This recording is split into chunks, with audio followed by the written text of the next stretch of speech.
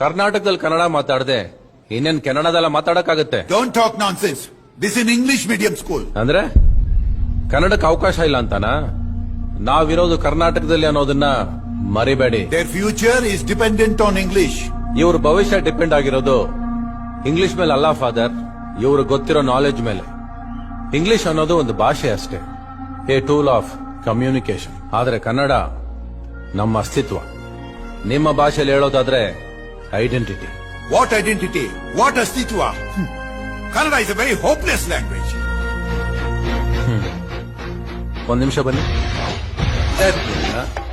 ಲೈ, ಕನ್ನಡದ ವಿಶಾಲತೆ ಗೊತ್ತೇನೋ ನಿನಗೆ? Look, ಕನ್ನಡಕ್ಕೆ ಒಂದಲ್ಲ 2000 ವರ್ಷಗಳ ಇತಿಹಾಸ ಇದೆ.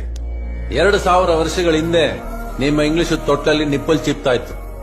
ನಿಮ್ಮ ಇಂಗ್ಲಿಷ್ಗೆ ಲಿಪಿನೇ ಇರಲಿಲ್ಲ, ರೋಮನಿಂದ ಇನ್ಸ್ಪೈರ್ ಆಗಿರೋದು. look, I don't want to listen to all this nonsense. Mama! ಯಾಕೆ ಫಾದರ್? ಅಮ್ಮ ಅಂತ ಕೂಗಿದ್ರಿ, ಮಮ್ಮಿ ಅಂತ ಕೂಗ್ಬೋದಾಗಿತ್ತಲ್ಲ. ಅಮ್ಮ ಅನ್ನೋದು ಬರೀ ಬಾಯಿಂದ ಬಂದ ಶಬ್ದ ಅಲ್ಲ, ಅದು ಮನಸ್ಸಿಂದ ಬಂದ ಭಾವನೆ. ಎಲ್ಲಾದರೂ ಇರು, ಎಂತಾದರೂ ಇರು, ಎಂದೆಂದಿಗೂ ನೀ ಕನ್ನಡವಾಗಿರು.